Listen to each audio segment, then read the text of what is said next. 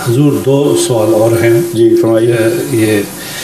ये मुश्ताक अहमद साहब का, मैं मुश्ताक अहमद साहब से दरख्वास्त करूँगा कि आएँ और सवाल पेश करें।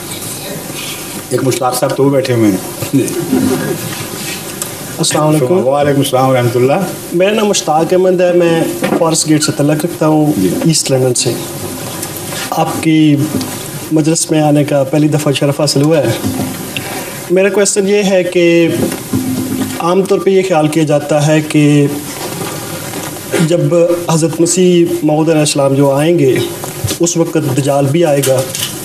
दज्जाल जो है वो काना होगा, उसके कान लंबे होंगे, और आम तौर पे जहन में ये चीज़ आती है कि कोई जो किस्म की चीज़ या कोई जिन किस्म की चीज़ नहीं है। जी, यही अल्फाज है। आप एक चीज़ तो आप ये एक्सप्लेन कर दें, है कहाँ वो दज्जाल? हाँ जी, वो दज्जाल कहाँ है, उसके साथ क्या होना था, क्या हुआ? और वो गधा भी आपने पूछा, उसकी तरफ मैं आ रहा था।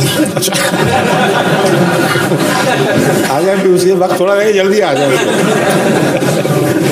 तो भाई तो उसका जो गधा है वो बहुत ही बड़ा होगा। तो नहीं, अगली बात भी बताएं, आग खा के चलेगा, जी है कि नहीं? जी बिल्कुल। वो गधा चारा नहीं खाएगा, दाने नहीं खाएगा। जैसा कि कहानियों में आता है ना कि उसकी बेटी, वजीर की बेटी खांदी ते खांदी कद्दुआ नाल। पंजाबी की कहानियों में इस किस्म की बातें होती हैं। वो कद्दू के बगैर कुछ नहीं खाता। ये जो गधा है ये खांदा ते खांदा अग नाल हो, और कुछ नहीं खाएगा। ये भी बता दें जी।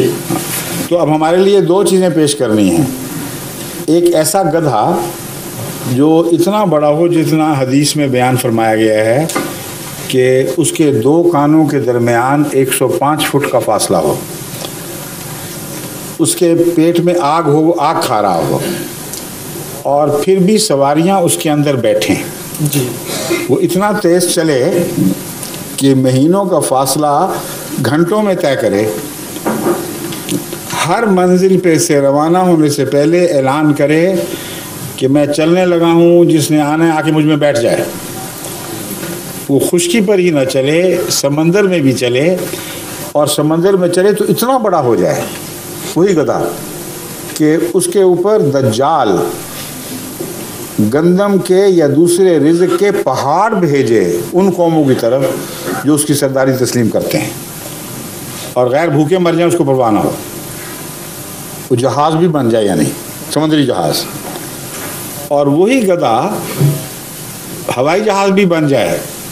फरमाया उसकी छलांग इतनी होगी कि एक पाँव मशरिक में तो दूसरा मगरिब में जाके टेकेगा, और सवारियां उसके पहलू से उसके अंदर बैठेंगी।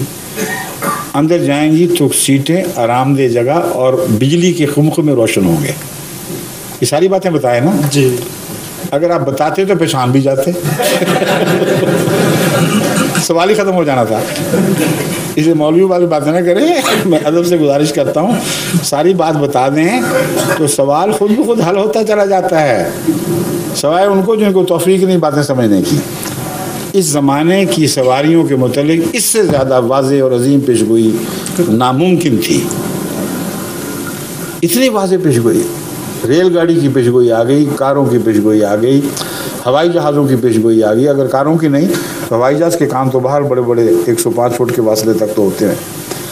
आग खाते हैं, फिर भी आग अलग रहती है, लेकिन मुसाफिर बीच में आराम से सफ़र करते हैं।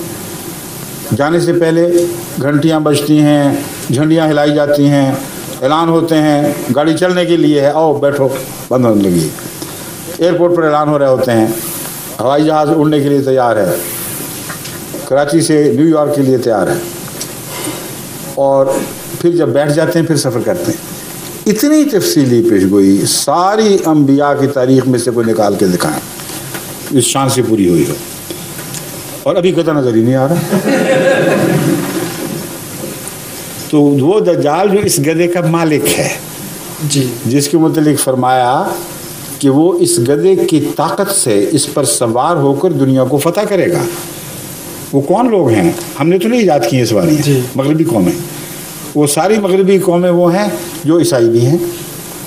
तो आइंदा ज़माने में वो ईसाई ताकतें जिन्होंने दुनिया पर रूज हासिल करना था, दुनिया पर एक अजीम गलबा हासिल करना था, और उनके गलबे का राज तेज़ रफ्तार सवारियों ने बनना था। उन तेज़ रफ्तार सवारियों का इम्तियाजी नुक्ता पहचान ये है कि वो सब फायर पावर पर चलने वाली सवारियाँ होनी थी, फॉर्डर पावर पर नहीं। ये पेशगोई पूरी हुई है कि नहीं? जी हो गई। तो फिर बात खत्म। अगर आपके पास टाइम हो तो मैं मेरे पास तो है, लेकिन एक सवाल और बाकी है, अभी आप इंतज़ार करें। चलें, उस सवाल के बाद अगर फिर वक्त हुआ तो मैं वापस आपको बुला लूँगा। चलो ठीक है। हजूर